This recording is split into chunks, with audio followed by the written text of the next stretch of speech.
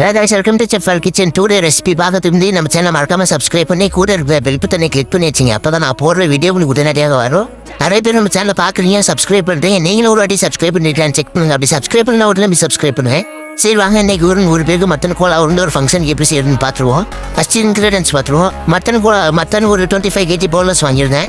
Small onion 5 kg, G G paste 1 kg, green chilli 100 numbers, ரிலேஸ் 40 branch, coriander leaves ஒரு 10 branch, இன்னான் seed 100 gram, cumin seed 200 gram, black pepper 2 tablespoon, dry red chilli ஒரு 50 numbers, பொட்டுக்கல்ல ஒரு 200 gram, roasted gram, ஒரு கிரேட்டட் coconut ஒரு 200 gram, turmeric ஒரு 1 tablespoon, garam masala 2 tablespoon, salt to tasting, oil for deep ஃப்ரைக்கு ஒன்லி. ஓகே, சரி வாங்க ப்ரிப்ரேஷன் பார்த்துருவோம்.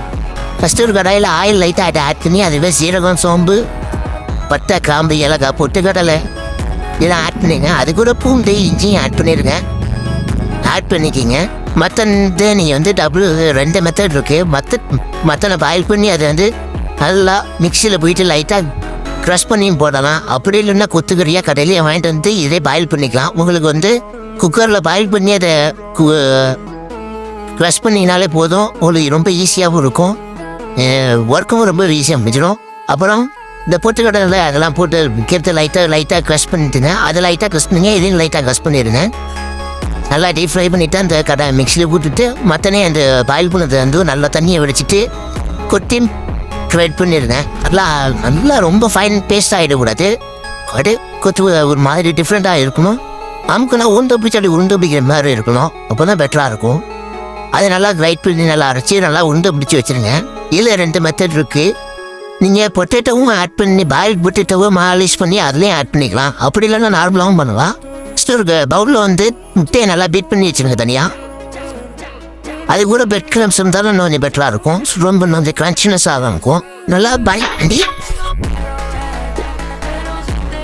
நல்லா உருண்டை பிடிச்சி அதை அந்த நம்ம பீட் பண்ணி வச்சுக்கிற முட்டையில் நல்லா முக்கிய எடுத்துருங்க. நல்லா உருட்டி எடுத்து அது கூட இந்த பெட் கிரம்ஸ் எல்லாம் ஆட் பண்ணி நல்லா பெட் கிரம்ஸ் ஓட்டுற மாதிரி நல்லா அடக்கி பிடிச்சிருங்க.